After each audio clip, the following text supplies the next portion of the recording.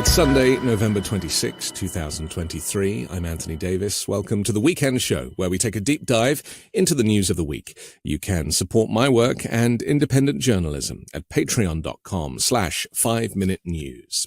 Joining us today is a lawyer, activist, co-founder and co-executive director of Partners for Justice, which provides collaborative support services to people facing criminal charges. Emily Galvin-Almanza, welcome back to the Weekend Show. Thank you so much for having me. I think this is your third time.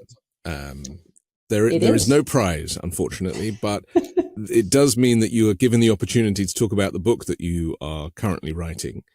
Just tell us about that very quickly. Yeah, I've found that a lot of people are really curious about what's actually happening inside our criminal legal system. And the realities of that system are far more shocking and violent and dysfunctional than most lay people would want to believe. So I'm going to write all of that down so that anyone who wants to know about it can know about it. I'm going to try to combine that with some really evidence-based policy ideas and solutions for better public safety, better economic mobility, better public health. So it should be infuriating, shocking, revelatory, and hopefully done sometime in 2025. Right. Well, when it is, please come back and we'll promote it and talk about it. I hope to be back before then.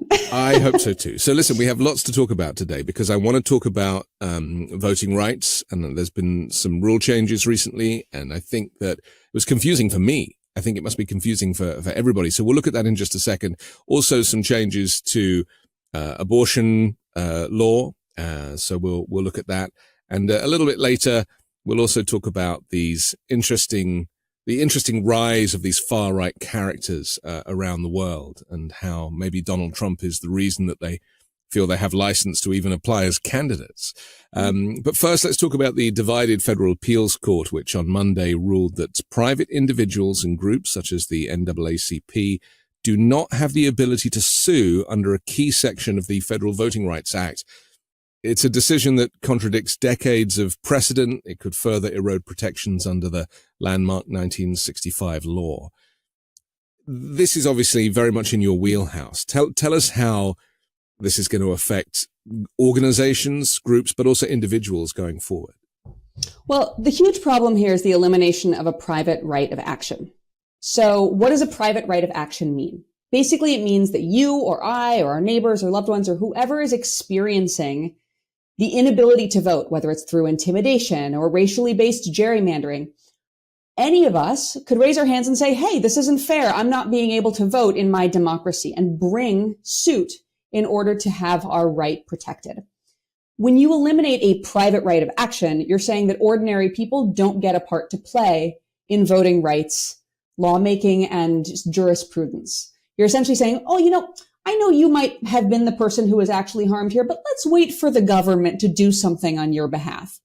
So if you're somebody who believes in the right of the individual to have a say in their democracy, it's abhorrent and appalling. But even setting that aside, there's a lot of problems here with the sort of jurisprudence itself. I can law nerd out for a second on this. Basically, conservatives are constantly talking about originalism, right? We've all heard them wanting to dig into the original intent of a law or a statute and what did this word mean in 1645? When we look at the Voting Rights Act, it's very clear that the intent of the law from the time of its inception was for ordinary people to have the ability to speak up and bring suit if their rights were being abrogated or limited. So here you've got a conservative court doing something that is clearly against the original intent of the law. I believe that was in the dissent penned by a Bush appointee on the Eighth Circuit Court. But there's another piece of subtext here too. There's layers within layer.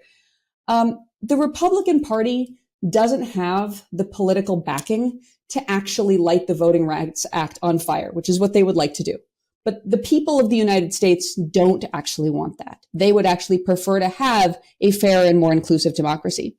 So by chipping away with intellectually dishonest rulings of this kind, the Republican Party is slowly succeeding in doing something kind of under cover of darkness, or really under cover of legalese, that it can't do politically outright.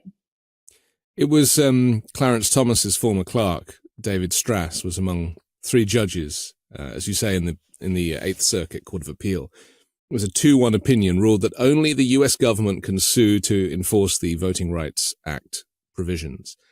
If the Supreme Court upholds this could render the Voting Rights Act completely meaningless. Yeah. So if you all remember Shelby County, which was the last major news-breaking voting rights case we saw, the ruling in that case abrogated certain parts of the Voting Rights Act by saying, well, we don't need these pieces because we have a private right of action. And if ordinary people are actually being harmed, basically what it eliminated was the need for states which have a long history of doing shady things on voting rights. It eliminated the need for those states to check in with the federal government before they made new shady rules. And the reasoning was, well, we don't need to pre-check them because there's a private right of action. So if they do anything super shady, ordinary people will raise their voices and we'll find out about it and there will be a suit. If you then take away the private right of action, you've essentially created this circle in which there is no way for people who are being harmed to speak up unless the government notices and does something about it. That might work under a government that is friendly to the idea of democracy. But if you have a government that is unfriendly to the idea of democracy, like we stand a decent chance of having after next November, that government can simply shut off voting rights protections like a light switch by having the Department of Justice not bring these kinds of cases. So yeah, essentially, this is a sneaky path to meaninglessness.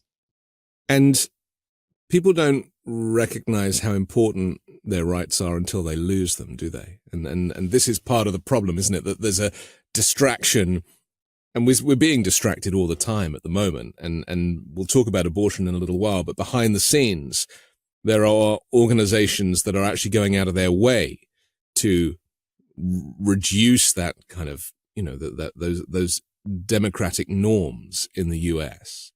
And you've said the word shady several times.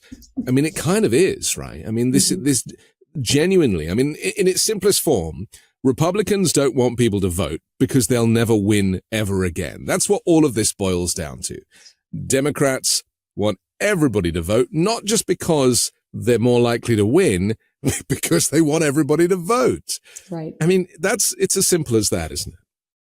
Yeah, I would push back a little bit against the idea that we only notice our rights once they're gone, because I think that there are huge swaths of Americans who are quite experienced with having their rights abrogated.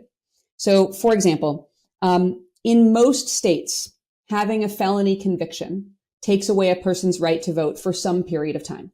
Yeah. Because our criminal legal system targets particularly Black men are extremely likely in this country to have had their right to vote taken away, their political voice silenced. So for the Black community, or communities who are being, again, primarily targeted by racially based gerrymandering, they've been aware of this problem the whole time. The problem is when you use racially based gerrymandering and, yes, sneaky, shady tactics to strip whole communities, whole demographics of their right to vote and their right to be heard, you're perpetuating a cycle wherein those folks are never going to be able to have the political representation to then undo the laws that silence them. So I think that for a lot of Americans who have been privileged enough to not have this happen to them, yeah, these cases should be a 4-alarm fire. But for a lot of people, this is just more of the same. It's more of the same that the Voting Rights Act at its point of origin was designed to address. In this country, we have a total history of trying to marginalize and silence particularly Black voters. It reminds me, as you describe it, of those terrible video images we saw, police body camera video in Florida of the, Ron DeSantis's task force going over to people who were just hanging out outside in their front yards and being arrested for voting because they'd previously had a criminal conviction. They'd been released. They'd been told they could vote, but he changed the rules because, of course, he was trying to control the vote and get more for himself. And even the police were like, I'm sorry that I have to do this, but I have to do this. That's an example of this in many ways, isn't it? And that's a really deliberate tactic, too, because most of genuine voter fraud in this country is extremely rare. Yeah. As someone who's been a public defender for a long time and who has represented thousands of people, I have never had a voting fraud case. It's just really rare as a crime. But most of the time when you see it, unfortunately, if you just look at the data, much of the time it is happening amongst conservative voters. There was a lot of like double ballots for Trump kind of stuff going on. And so I think that when you look at the Florida situation, Ron DeSantis is a very strategic politician. And in a world where the talking point of, hey, there's not much voter fraud, and when it's there, it's usually on your side, bro, that talking point is damaging to him. So by creating a situation where Black disenfranchised voters in Florida were re-enfranchised by the voters of Florida and then had that right taken back away by the legislature on a criminalization of poverty basis, by the way, they said, oh, you haven't paid off your fines and fees, so you still have no political voice. Yeah. Creating that really confusing circumstance and then directing district attorneys and police departments to act on that confusion is a way to manufacture instances of non-conservative voting fraud. So much of the conversation that I find us having with you and with other guests goes back to racism that is baked into the American way. And, it wasn't that long ago that Black people were owned and sold and bought in this country. And there does seem to be, obviously the civil rights movement made huge leaps, but I'm starting to think that maybe it really didn't go far enough, because now we're starting to see these, the rise of the far right, as we'll talk about a little bit later. In the process of that rising, I feel like civil rights is being undone. Yes, absolutely. Authoritarian regimes generally seek uniformity of a populace. In a country like this, though, there's so much, as you call it, baked in racism and division and bias and prejudice. And one of the thorniest things is that it's not individual. Yes, there are people who are individually racist, but the very structures of our country's, legal apparatus is built in a way that targets Black and brown people and poor people much more than anybody else. To give you one example, of all of the people who are arrested and prosecuted in America, 80% of them are so poor that they get a public defender. Now, I don't actually think from my experience living in the world that 80% of crime is only happening among poor people. It's just the crime that we choose to prosecute and where we choose to allocate police resources and the quotas they hold and the targets they are given and the way they are trained specifically targets communities of color. And of course, this emerges directly from the legacy of slave patrols in the South and anti-union, anti-immigrant activity in the Northeast. So essentially, the way we've evolved as a nation has built racism into the very fabric of our country. And sometimes it's not even noticeable. There's been a push recently in my field to bring in algorithms to determine whether a person should be released or not when they are charged with a crime. But a lot of the data that goes into those algorithms is things like age at first arrest. Well, if you're growing up as a young Black man in South Central Los Angeles, your age at first arrest may be much younger than if you grew up as a white woman in Iowa City, Iowa, where I simply had less police conduct. Does that mean I was acting better as a kid? It does not. It means that when you flood neighborhoods with police and tell them to target and talk to Black children, you're going to create younger age at first arrest. And then that data point, which is already racially biased, goes into an algorithm that spits out supposedly neutral data that has the racism baked in. So it's not even the visible racism in this country. It's also the invisible. Republicans think that you're only racist if you shout the N-word at someone across the office. I mean, that's where the bar has been set for a lot of people on the right.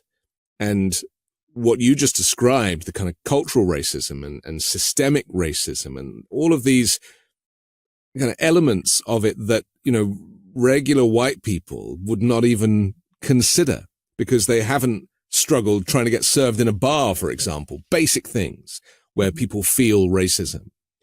And so how does one address this issue with people on the right who are in denial about race as an issue when an increasing percentage of the population is black and brown. And hopefully as we go on, we'll have more integrated romances and eventually we'll all be maybe kind of similar. I mean, this is the issue, isn't it? That there is a denial that racism exists. And yet it is so blatant, even with the police shooting people, executing people on the street without a trial. Yeah, it's challenging. I think one thing I would say that gives me a lot of hope. I grew up in a couple different communities, and one of the communities I grew up in was fairly conservative, right on the Wyoming-Colorado border. Cowboy country, cowboy culture. I'm a proud rodeo kid. And I've had really fruitful conversations with friends from that place and that community and that culture. And the reason those conversations have been fruitful is two things. One, there's incredible evidence about the impact of racial bias, even when people are not intending for that impact to take place, these sort of inadvertent, baked-in structural racism of this country. There's evidence.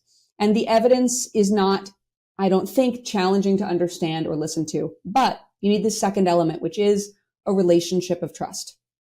I think one of the things I'm most proud of is that because I do hold relationships of trust with people who disagree with me on a lot of issues, we can have conversations where I'm able to neutrally present the evidence about what's really happening in my little sector of expertise.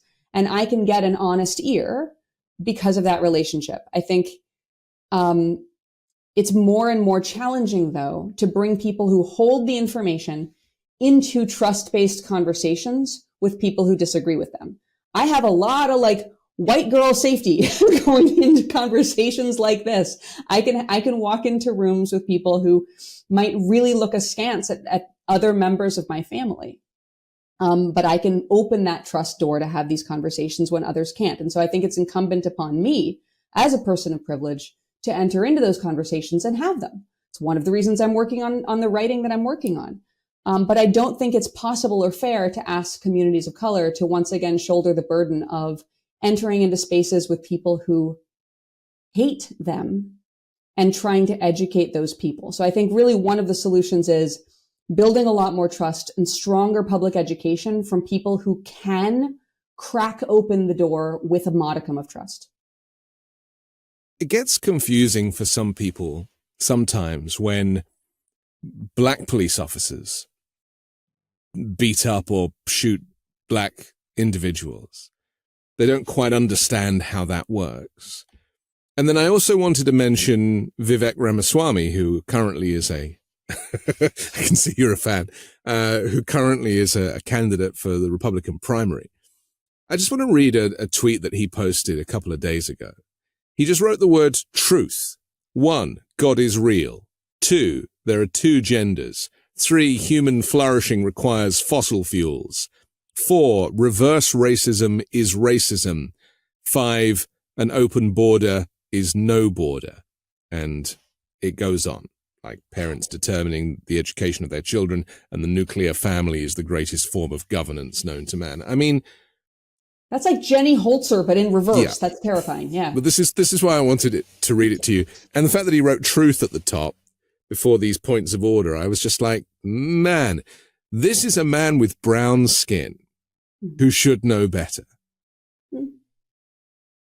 I mean, this is what is confusing some people, is that the traditional prejudice is being called into question by people who don't necessarily understand the bigger picture.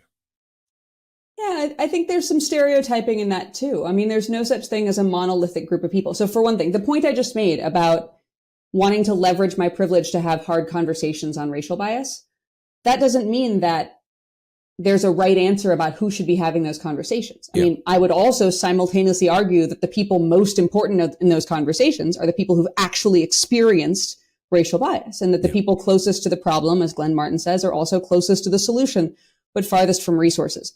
But that doesn't mean that every person who holds identities that make them proximate to a problem carries the same views on that problem. I think what you started at this question with police, when police of color carry out acts of violence on other people of color. And I think what that really drives home for me is the degree to which the system of policing itself, again, the racism is not individual. It is structural. If you are a Black police officer in a police force where you are being told every day your life is in danger, your only job is to make it home safe at night. These people on the street are animals. They want to get you.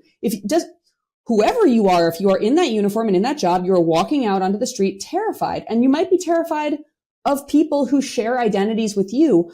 But the structural racism, the sort of white supremacy of the way police are educated, trained, incentivized, who gets marginalized in the force and who gets promoted. I mean, there's the possibility of building in the values of white supremacy into a system of training, so much so that people just carry them out without taking a personal view that would suggest racial animus. Look, you don't ask me to psychoanalyze Vivek Ramaswamy, but I think that the Republican Party is a party that is advancing positions which necessarily depend on not listening to certain sectors of people. So for example, on climate change, I love the old joke about climate change, right? Which is like, worst case scenario. What's our worst case scenario if we take action on climate change? The worst case scenario is that we've built a better world. I think really the problem here is that the people incentivized to continue fossil fuel production are people of great privilege and wealth. And the people who stand to be harmed the most by its production are people living in poverty and often living in, non-Western countries in the global South, people living in regions that the Republican Party would really prefer not to hear from. I think there was a particular word that our former president used pertaining to those countries. So on all of these issues, Vivek Ramaswamy is echoing the position of white men in power. Yeah, well, that's why I read the list, because it's each point it has racist connotations, and really, this is why, because you said about having difficult conversations about racism, and I want this to be a difficult conversation about racism because I recognize that, which is why I'm trying to play devil's advocate a little bit, because I recognize that whilst we are, some of us have the time to intellectualize the difference between that brown person and that brown person, there are so many people in America who are not. They take everything at face value, and the Republicans are playing on that, because when he talks about an open border is no border, that is a race conversation. Yes. Again, that is about racism. It's not about, there's plenty of landmass in America to have everybody come here. There's plenty of room. We can build cities if necessary. The point is that his racism is so clear. And we have the same problem going on in the UK at the moment. They're talking about deporting people to Rwanda. I mean, it's like, where did Rwanda come from? It makes no sense. It is fear-mongering, scaring people, and also confusing the message. And I think that this is kind of where we're at here at the moment. There's all of this noise about race and immigration, and there are two genders, and, Christian nationalism and all of this stuff. And yet so much of it just comes back to racism. It occurs to me that if they're going to tokenize identity and try to make identity a vehicle for really regressive policy, I look forward to them trying to find a trans person to say there are only two genders. I mean, isn't that really what they need if they really want to tokenize identity? Right. We need to take a pause for our sponsor, but I want to come back and flesh this out with you, because I think we're onto something, Emily. I think we're onto something. Okay, back on the weekend show with Emily Galvin-Almanza next. Did you know that poor sleep can cause weight gain, mood issues, poor mental health, and lower productivity? Sleep is the foundation of our mental and physical health and performance in our days. Having a consistent nighttime routine is non-negotiable. When I don't get enough sleep, trust me, you don't want to be around me the next day.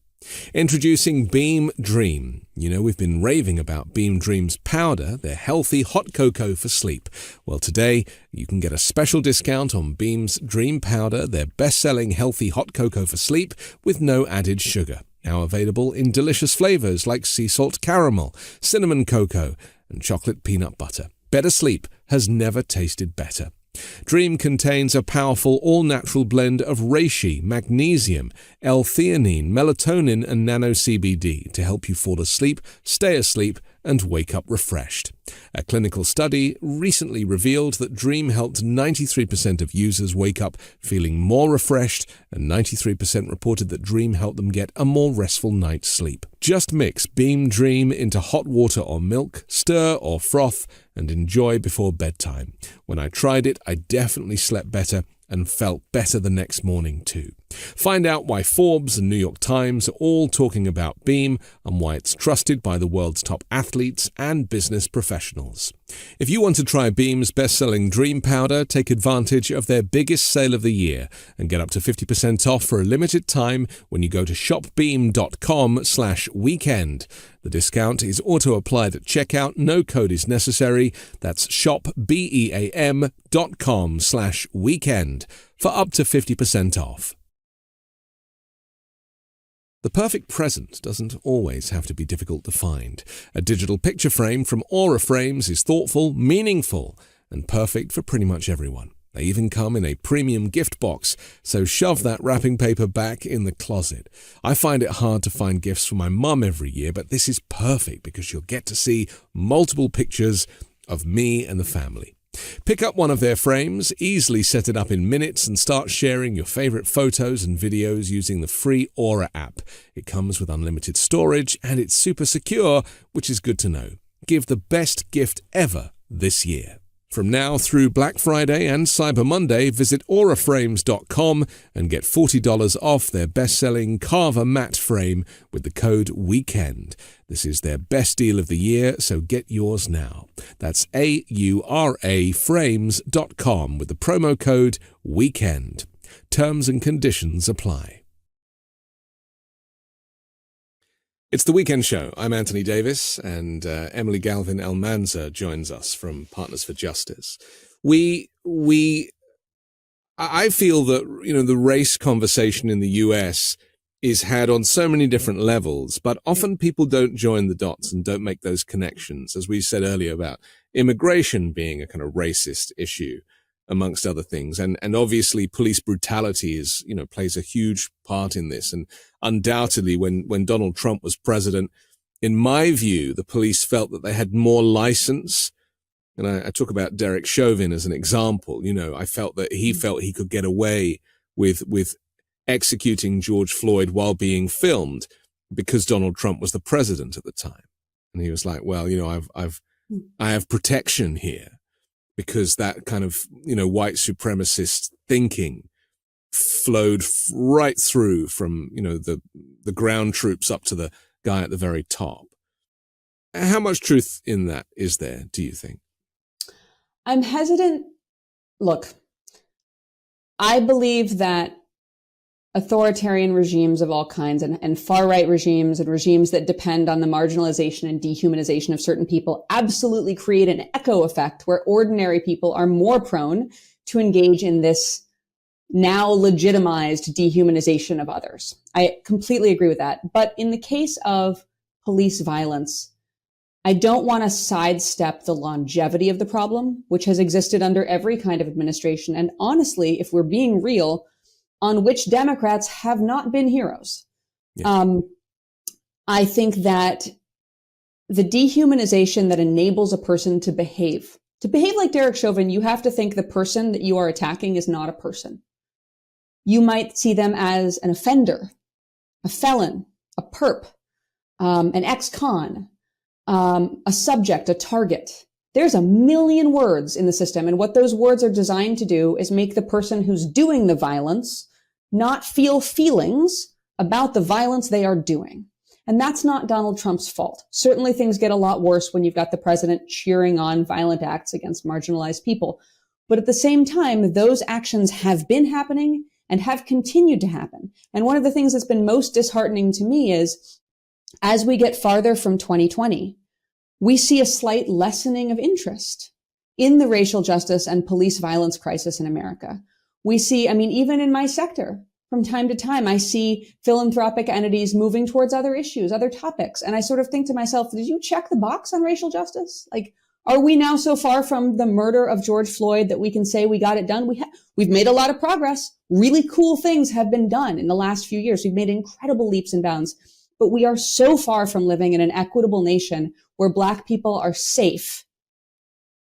And so to me, I don't want to put this in the hands of Donald Trump, because that would mean that when he went away, it was all better, and it's not all better, and it's not going to be all better without a lot more effort. One of their arguments from the Republican camp is that, they almost want to ban racism, right? That's their theory, right? They say, oh, well, everyone is equal. There is no racism. Everyone is equal. And that's kind of their get out of jail card. We're not buying they love to it, say, I don't care if you're blue, green, or purple. I'm like, where are these purple people that you are worried about? Yeah. No, I think that we talked about this actually in a prior conversation, and I'm going to come back to it again, because the ability to take power away from ordinary people depends on convincing those people that you're not taking anything away from them. It's a lot easier to convince people that you are not doing anything wrong if they lack the education to spot the wrong things you are doing. So if you take away the ability of people to talk about race, to teach about race, and this applies also to gender, to identity, to the LGBTQ community, like all of the things that Republicans are trying to ban education about are things where they would like to take people's rights away. And so the effort here really is to strip the voting public of their ability to discern their own abuse. And this goes back to this point with the adjustments to voting rights, is that it is done in a very subtle way. Do you know, I often say that if all of these laws that took away our freedoms were announced on one day, as opposed to over a period of years, people would be protesting up in arms on all sides, going nuts. But the erosion of rights over decades is done so subtly, and even the media is not able to keep up sometimes, because as you've talked about, there is the gerrymandering that's going on, the redrawing of boundary lines and districts to reduce the black vote. I mean, this stuff is clandestine, and yet at the ballot box, it's the only way Republicans, increasingly, it's the only way they're going to be able to win. Yeah, they can't win normal elections. They can't win normal elections, and this is the only way that they can really solidify power at this point, is through. You remember the weird machinations of the last election, the fake electors, there's a whole coup plot. I mean, it's astonishing to me that Democrats don't seem sufficiently aware or alarmed by the fact that the Republican Party has accepted that they're not going to win normal elections, and is really, really strategic about setting up modalities to avoid normal elections. But you're absolutely right also, is that the scale of loss that we have sustained as a people, if it were done all in one day, we would be up in arms, and we're America, so we've got arms to get up in. Yeah. Maybe not a good thing. But I think that it's this boiling frog thing, and also the very strategic burying of things in boring cloaks, right? So like this voting rights ruling, at the time the Voting Rights Act was written, it was very easy to put in a private right of action that ordinary people could bring suit on this thing. Since that legislation, there have evolved a series of cases where more and more you have to kind of like put some magic words and do a special dance in your law to get a private right of action, which, by the way, is one of the singular stupid things about the law. We have a lot of magic words in the law. And then we get dumb rules where if you didn't say the magic words, you don't get the right you're supposed to have. We see this in policing, actually. There was a case where a kid said to the police officer who was interrogating him, "I want a lawyer, dog." And the court interpreted that as him asking for a canine legal practitioner and did not count that as him invoking his right to counsel. So again, magic words, generally bad. But this court is using that magic word structure to say, well, the magic words and the special dance aren't in the original Voting Rights Act, which was written before the magic words and the special dance were required. And therefore, this thing doesn't exist. And by the way, calling it a private right of action, it's another thing lawyers do. to hide from ordinary people what's really being taken from them. Boiling frogs. If we call it a private right of action, you, the boiling frog, are sort of like, well, we've lost the private right of action in the Voting Rights Act. I'm changing the channel because I don't know what that means. If somebody says, hey, you just lost your right to sue if somebody takes your vote away because of your race, and now you've got to wait on the government to do it for you, I bet there are conservatives who wouldn't like that either. Boiling frogs depend on a lot of obfuscation. Things are fine whilst you don't have a racist government or a racist governor or a racist mayor, right? Or racist leadership. Yeah. You know, you, and this is why I think it's so frustrating to me and people I talk to about, you know, the criticism of Joe Biden being too old. And it's like, you do understand that he's not racist, and that is kind of important. You do understand that he cares for people other than himself, and that is kind of important, that he's not a fascist, that he recognizes the threat, which is part of the reason why he came out of retirement to take this job in the first place. You know, and also, and people don't mention that his age doesn't affect his policy-making decisions. You know, it might affect his gait. It might affect his speech, but it doesn't affect his ability to be the president. And, you know, I've asked guests recently, you know, is this forthcoming election that is a year away now, is it more important than the last one? And a lot of people are saying, yeah, I mean, now that we know what we could look forward to under a Trump presidency, the retribution and the hate and all of the kind of added value that he's offering, you know, now is the time to kind of ring the alarm bells as loudly as you can. Yeah, I think I have a lot of fear about this next election because I understand when I hear from progressives, especially young people, about the ways in which they believed in some promises that were made at the time of the last election, and they haven't seen those promises come to fruition. They don't care about the why. They don't care about the nitty gritty. They're upset. Yeah.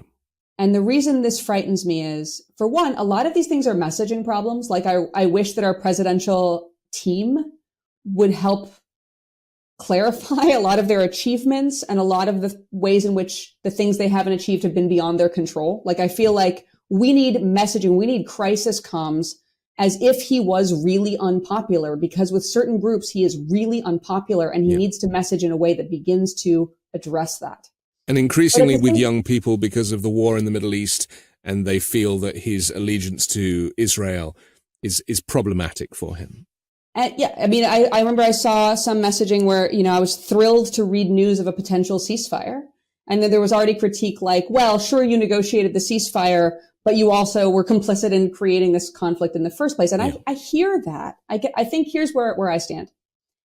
I wish more people thought about the presidency as a team and not as an individual. And here's why. It's on both sides, actually.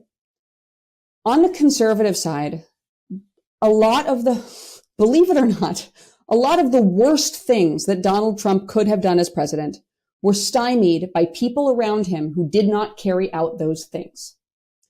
People who might disagree with me on everything, but did us all a great service by choosing to slow roll something or not follow an order in order to protect the American people and to protect our democracy. John Kelly, Mark Milley, plenty of them. I think that Donald Trump has learned a lot about the way in which the presidency actually operates as a team. And the president by himself can't do a lot of things without cooperation from other actors. And I think that understanding makes him much, much, much more dangerous a second time around, because he knows which positions he needs loyalists in. And we've seen that he can very easily be surrounded by loyalists. There's a lot of plea bargains happening right now by people around him who did some things they would not ordinarily perhaps have done because they were in his ambit. So I think that lesson makes him an infinitely greater risk a second time around. On the other side, I think there are people who do have questions about Joe Biden himself, the person, the man. And I wish that they would also understand that the team that can be in place around a president that can get things done is what we need to lean on and call for. And I think there's probably a lot of people who who I love, who play on my team, who maybe would not agree with me on this, but here's what I say is like, I would probably, that dog of Joe Biden's that like keeps biting people? Yeah. I would vote for that dog over a second Trump presidency, because there is not an equivalency. You've got one side who is part of an effort to subvert democratic power and electoral integrity, and also has talked about like targeting his enemies and like putting people in confinement. And then on the other side, you got a guy who's like policy choices we don't always agree with. And that's a normal problem. I would like to stay in the world of normal problems and not historical problems. Yeah. Well, political discourse is normal, and a functioning democracy has a left and a right, or multiple parties that are able to, hold the government to account. We should also say that Joe Biden's cabinet is the youngest and most diverse in history. And they're doing it a little bit. There's this new Biden-Harris HQ Twitter account, which is doing, it's righting the wrongs. They had some nice Thanksgiving tweets about how you deal with your MAGA Republican neighbors. Yeah, and then they were also like, "Happy Thanksgiving, thanks to the cops." And I was like, "Oh God, why? No." Yeah. But I agree with you. They can go more. And do you think that we should be highlighting these individuals, these young, diverse people, as well as the vice president, of course, who is so divisive with certain voting groups, but actually I think is a real star?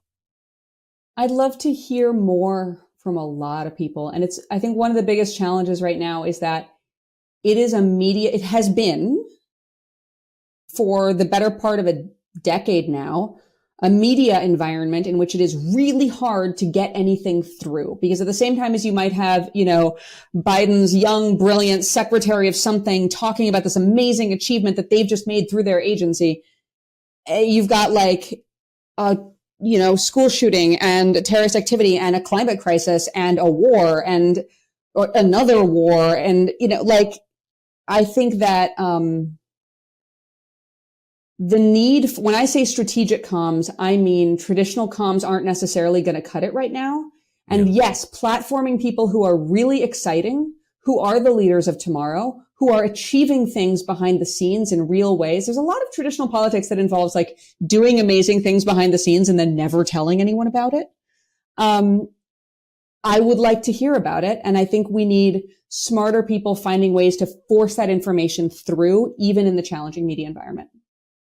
I would agree. I mean, some people are talking about switching Joe Biden out for Gavin Newsom at the 11th hour and stuff like that. I mean, it's very dangerous, isn't it? That because the threat is so great, the threat of fascism is so great, that strategically they need to be bringing in like the best marketeers on the planet at this moment in time. I think we'd all be happy to chip in to pay for them. Do you call it a complacency? Or is it the fact that, and I suppose this is the alternative view, is that actually Donald Trump and his surrogates make so much noise, but actually they haven't won anything for years, not since 2016. And so, sometimes I personally think that people are becoming wise to good and evil, and are becoming wise to the rise of authoritarianism, and abortion, which I want to talk about next, is obviously the key issue.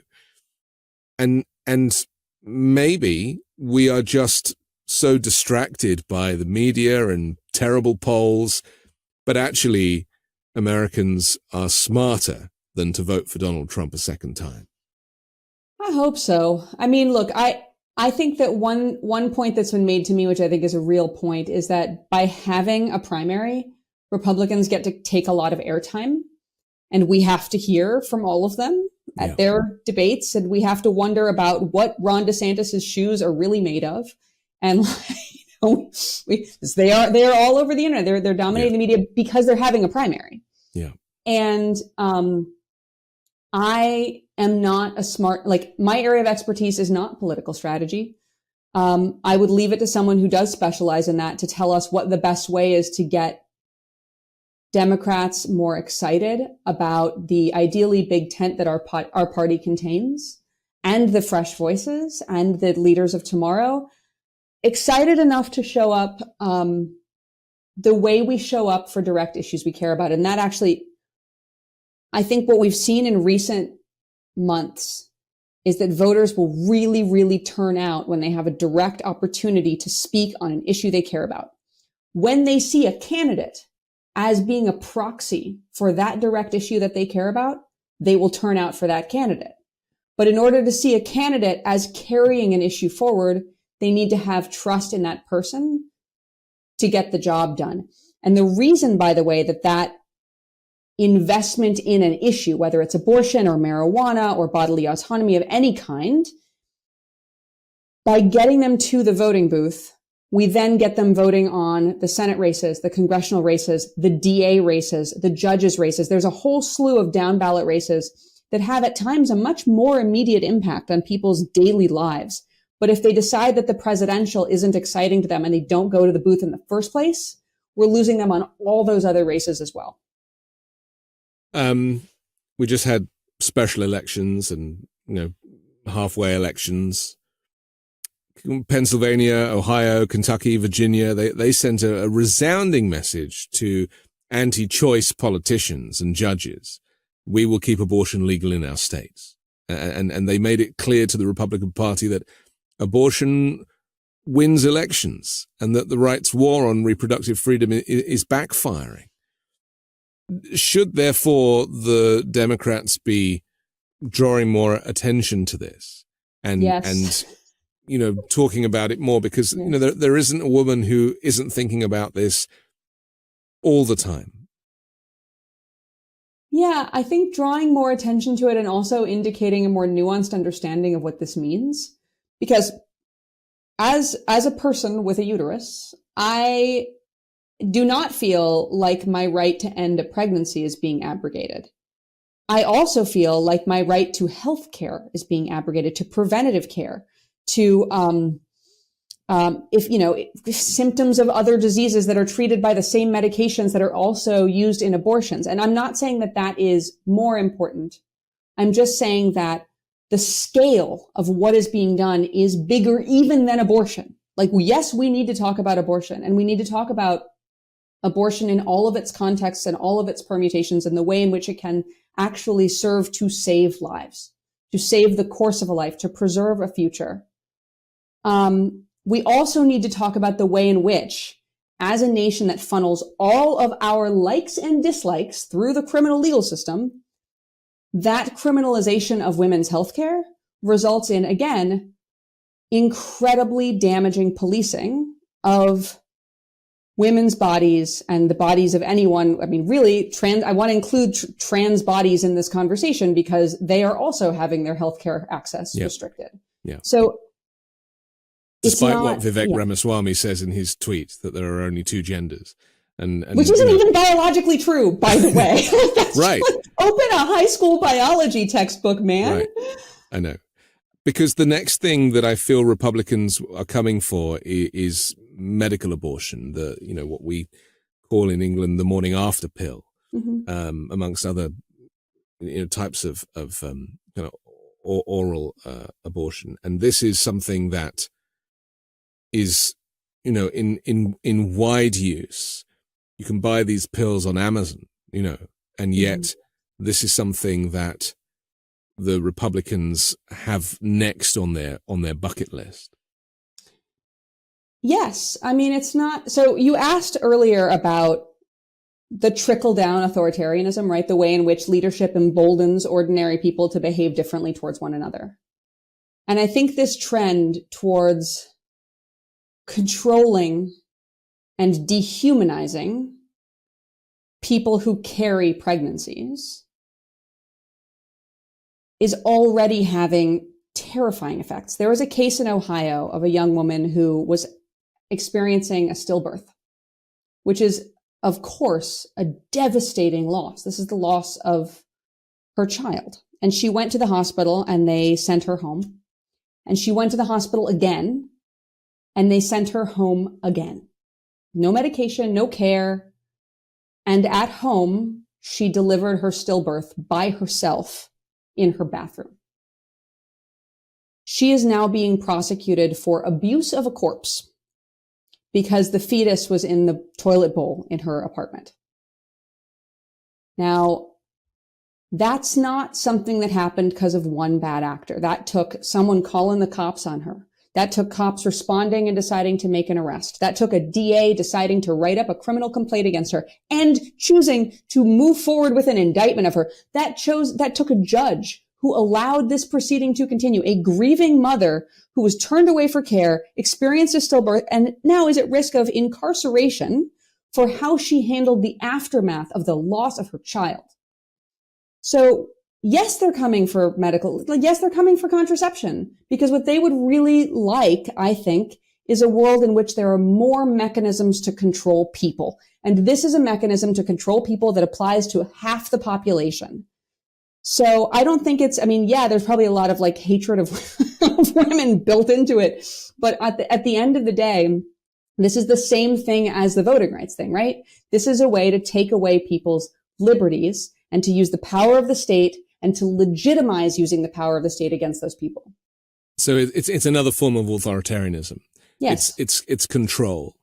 And as you say, there's the rise of Christian nationalism in the US is presenting some very interesting conversations. When we see the new Speaker of the House, Mike Johnson, who says, if anybody wants to know what my views are, they can pick up a Bible off of their shelf and just read it.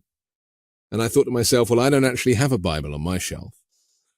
He's already judging and presuming that I do. But, this is very worrying because interpretation really is the word here. And his interpretation of the Bible and other people's interpretation of voting rights and interpretation of a woman's right to abortion access.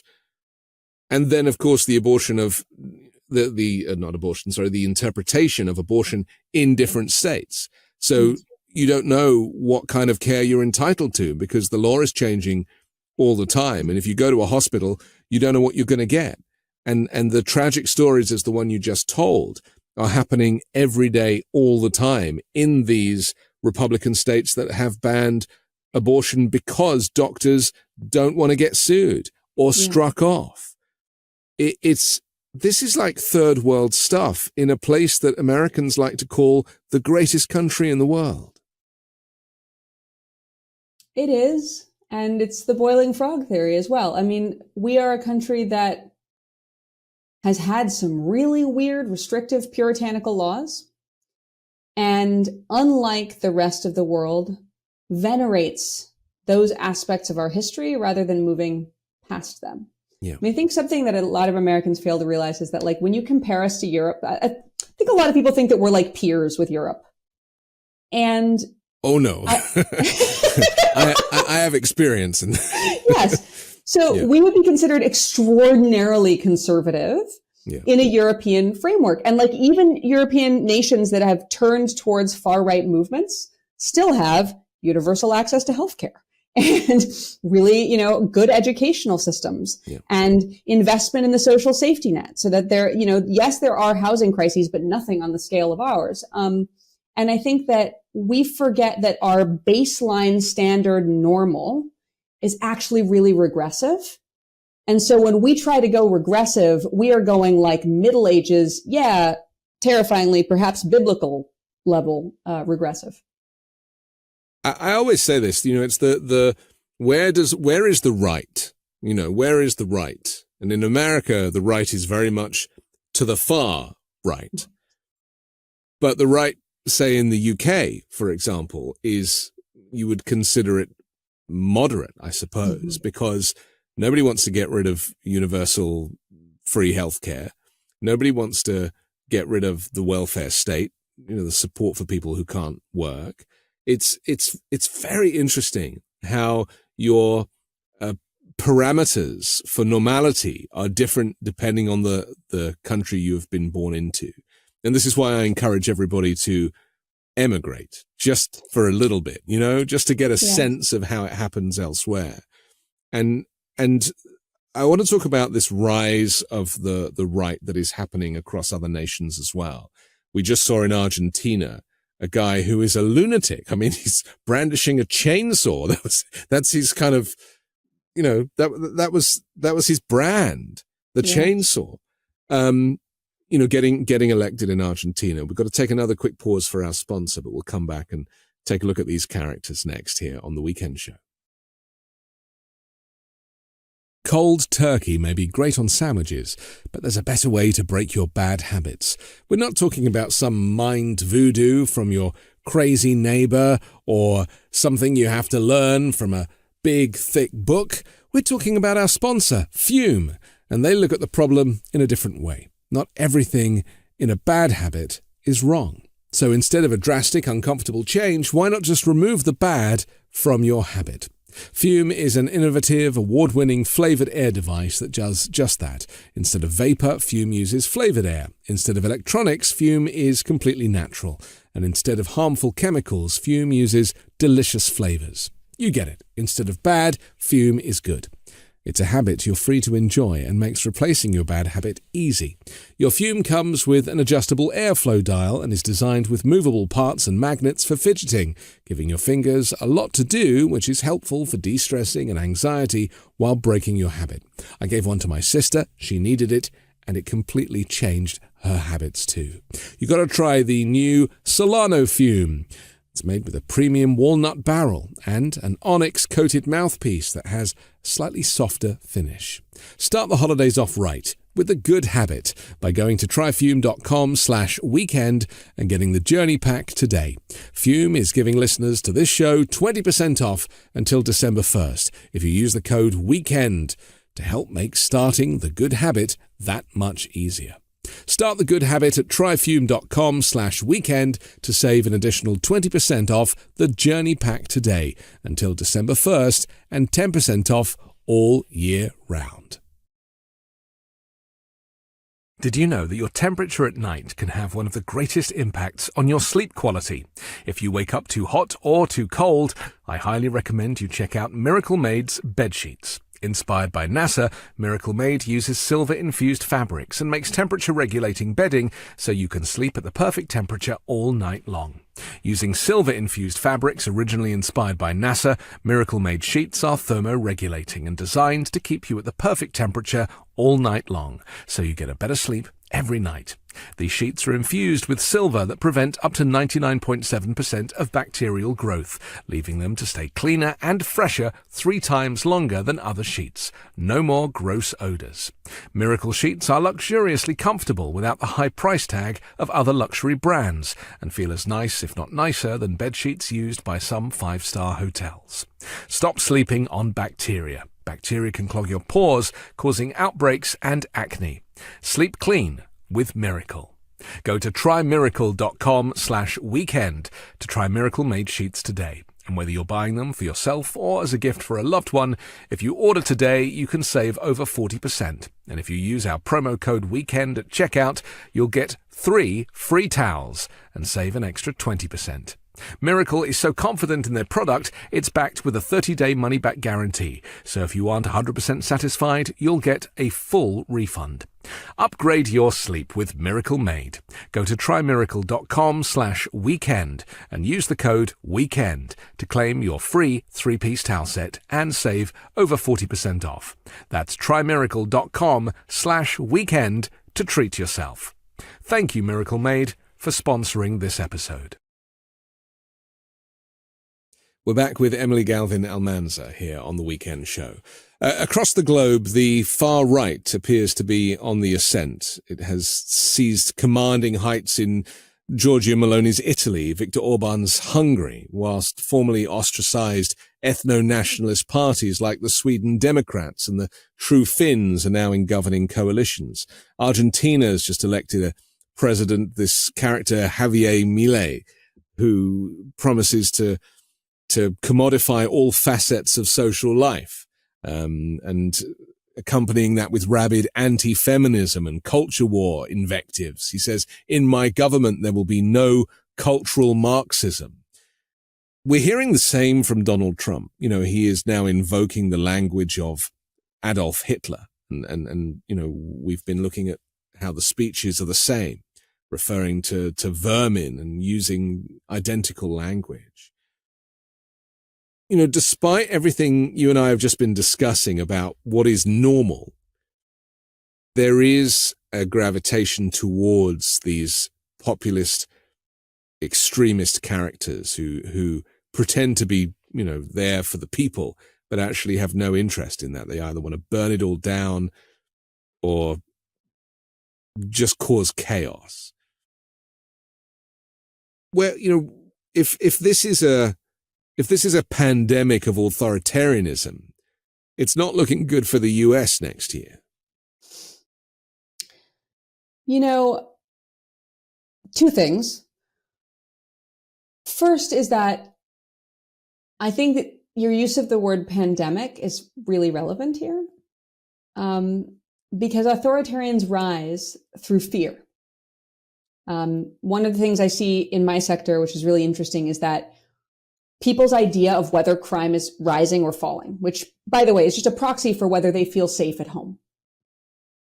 It follows very consistently with whether their preferred political party is in or out of power.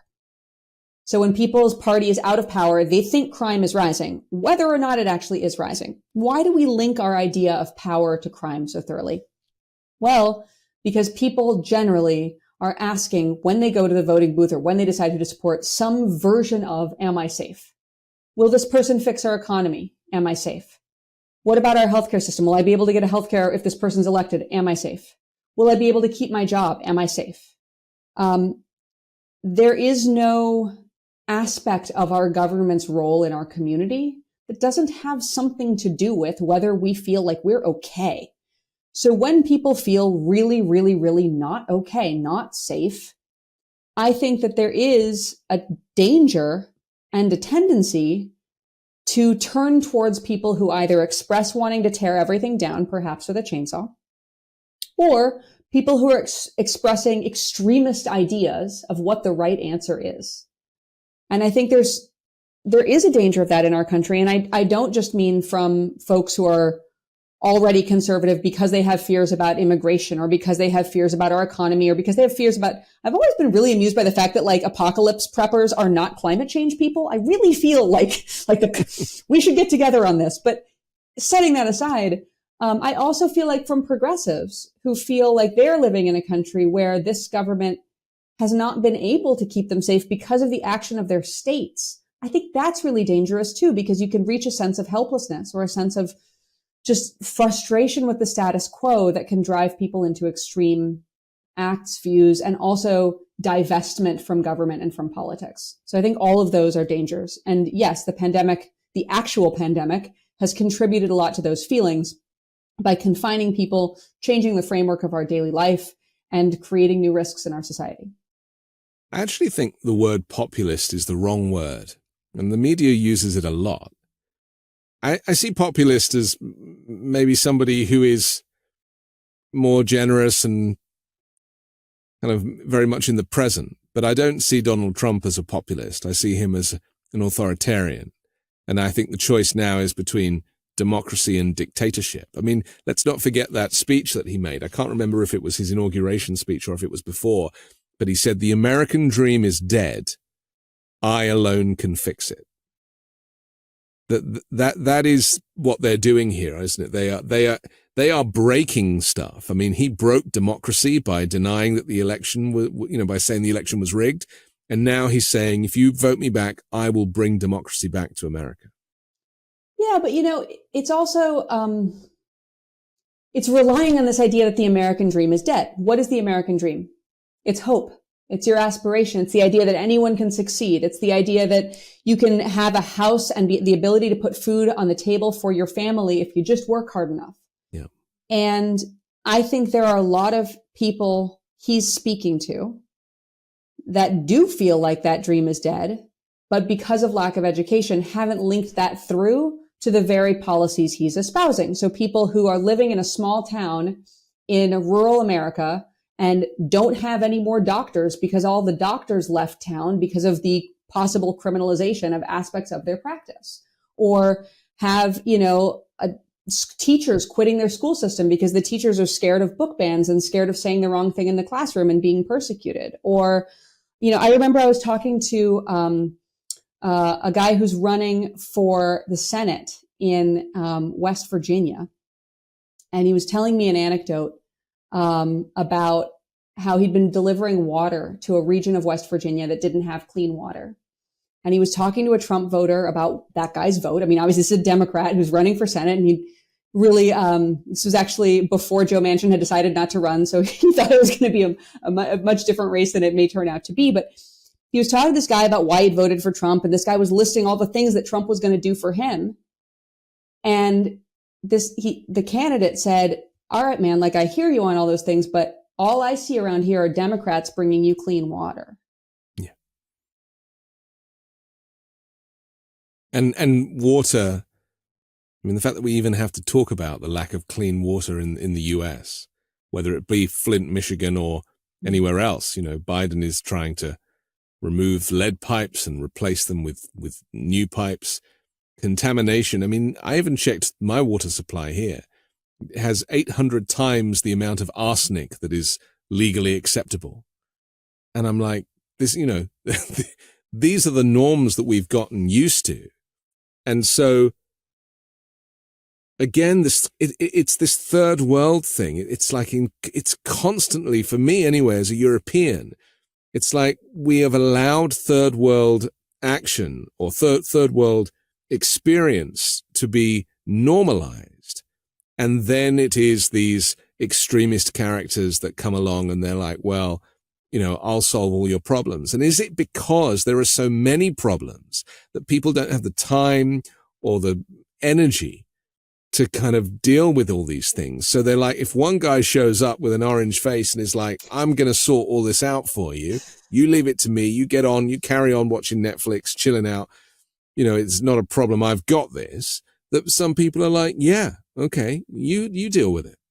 That's how confidence men have always operated, is right? It's like, I have a really serious problem. The problem I have is really scary. All of these experts have told me that my problem is complicated and that it's going to take many different steps that are complicated and difficult and have to work together in order to fix my problem. On the other hand, I got this guy here who's like got weird hair, but they all have weird hair. Why do they all have weird hair?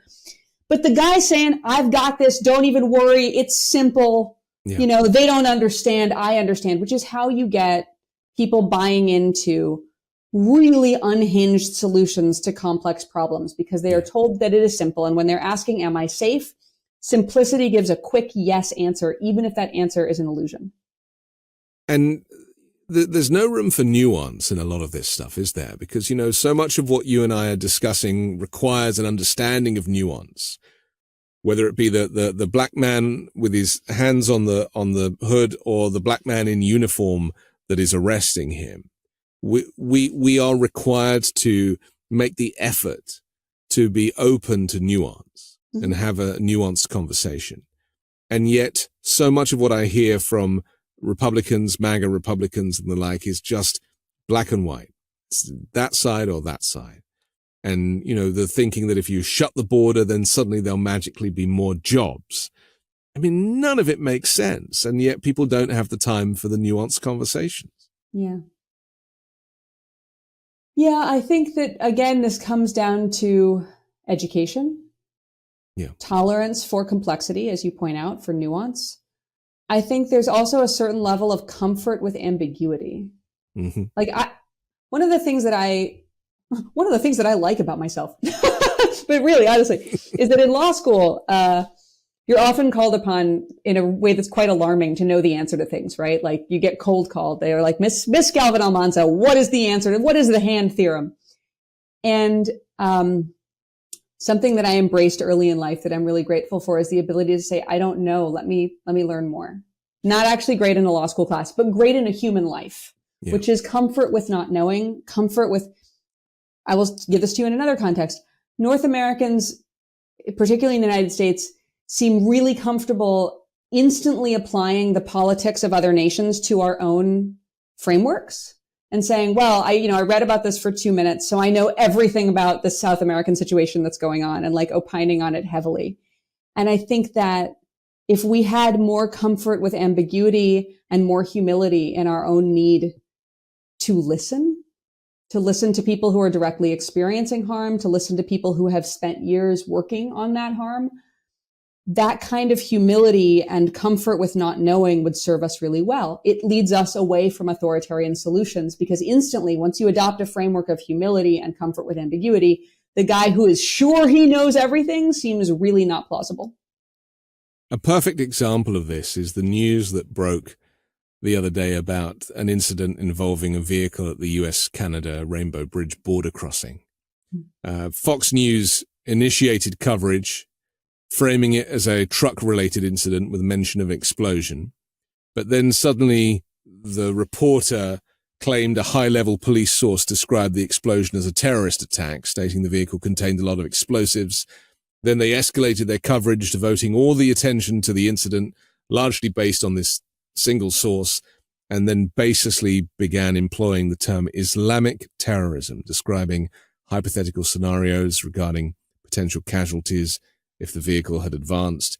You then had people like Carrie Lake and, Republican lawmakers, even Vivek Ramaswamy, your favorite, then all turned to social media. And he used the incident to promote his candidacy, saying how he's been sounding the alarm about the northern border, which he labeled a mounting crisis. I mean, this is nuts. The reality was it was just two people out going to a concert. And, at high speed, the car kind of took off and hit the toll and everything. There was an explosion, but not because of an incendiary device. People were terrified. I mean, they thought this was another kind of incident in American history, and it was an accident. Let's just talk about the responsibility of the media and leaders in times like this. I mean, I'm sure it didn't surprise you, as it didn't surprise me, that a lot of these Republican characters were very keen to use this as collateral in this divided conversation. Well, if people's attraction to you and willingness to support you is contingent upon them operating in an ongoing state of fear, then it is very useful to keep those people in an ongoing state of fear. Logic be damned, because honestly, if people wanted to breach the Canadian border, like the Niagara Bridge is like, yes, I've been there. That river scares me. It's right. Huge. But no, I mean, I think that first of all, Americans have a real credulousness when it comes to any kind of negative incident that takes place near or around police. So the fact that the car hit a border patrol station, I think made them more willing to believe this insane narrative. But I believe there was a time in the news where you couldn't go public with a single anonymous source on something that incendiary. And it really is incendiary. Let's not forget that one of the first things that happened after the beginning of the conflict in the Middle East is that a Palestinian child was killed by his family's landlord right here in America. And when we talked earlier about what leadership blesses in terms of violence from the populace. And by putting out on Fox News, even for a moment, the idea that there was an Islamic terror incident at our Canadian border, they put lives at risk. Even if, let's say they believed their single anonymous source, there should have been a moment of saying, wait, there is so much violence against Muslim people in this country. We need to take a responsible pause and get a second source on this story before we put their lives at risk and possibly inspire violence against them. And what troubles me the most is there's no world in which you can claim not to know that there is a problem with violence against Muslim people in this country. You can't claim to not know that. So I'm going to assume that they know that. Knowing that to move forward for ratings, for power, for campaign donations, send me $3 now. If that is worth more than a risk to a child's life, I don't know where we are with our ethics in this country. I often come back to this thought that the value of life in the US seems to be much lower than in many other countries, especially Western civilized countries, if you can call the US civilized, considering that there are school shootings that no one wants to really do anything about, or 400 million AR-15s in circulation. I mean, it doesn't sound very civilized to me, or indeed where you can't get healthcare. I mean, come on. Yeah. But, this notion of civility, it's almost, especially in these polarizing political times, a year out from a general election, it's like anything is fair game. Anyone is fair game. And, I personally don't even like the criticism of Ron DeSantis, his physicality and his weird face. And, I actually see him as, I don't know, maybe as an autistic man or somebody that is not, by definition normal to other people's standards. And yet, I'm not batting for that team, but I'm just saying it is inhumane to criticize someone's physicality so relentlessly. And yet it's very much normal here, and people don't really think about it. They just go for it. We place a really low value. First of all, I take cowboy boots really personally. I told you I was a rodeo kid, I'm allowed to criticize Ron DeSantis's weird cowboy boots. That's stake in the ground. But I agree with you on the rest. And I think that you don't need to look farther than our prison system. We send people to prison for life for almost nothing. Yeah, we're undoing some of that damage, but until a very few years ago, we had people serving life in prison in bright blue California for stealing a piece of pizza or a pair of socks.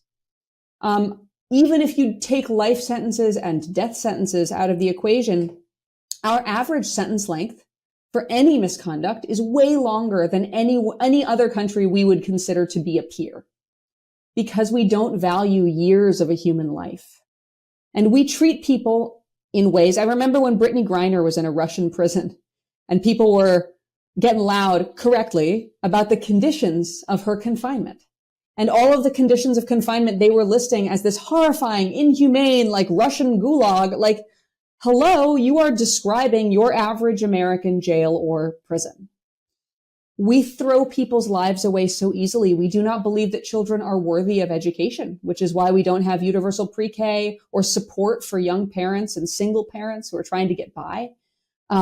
We don't value people's nutrition, well-being, or health, which is why we allow ingredients into our foods and products that other countries have banned. We don't keep up our public infrastructure, which is why, yes, we have poisonous water in places, not because we have to, but because we haven't bothered to fix it. In almost every way in which a country could devalue human life and expect people to live under conditions that other countries would consider unacceptable, we embrace our frontier disregard for the sanctity of life. And I don't know how we fix that other than finding some way to more deeply connect with one another as humans and come back to a culture in which we can embrace each other with care even when we disagree. There is a way to go, some way to fixing it, and that is to vote. Like your life serve on depends juries, but yes. Yeah, right, indeed. But I mean, it's important that we have to finish. But I'm all these conversations are pretty kind of doomsday. But there is an alternative, which is vote, like choose. Mm-hmm. And because as far as I see it, all of the things that you just described, the Democrats are advocating for change. Doesn't happen overnight, but they'll get to it. And there is a chance that if there were three branches of Democrat government, multiple years, then actually the US could turn around pretty quickly.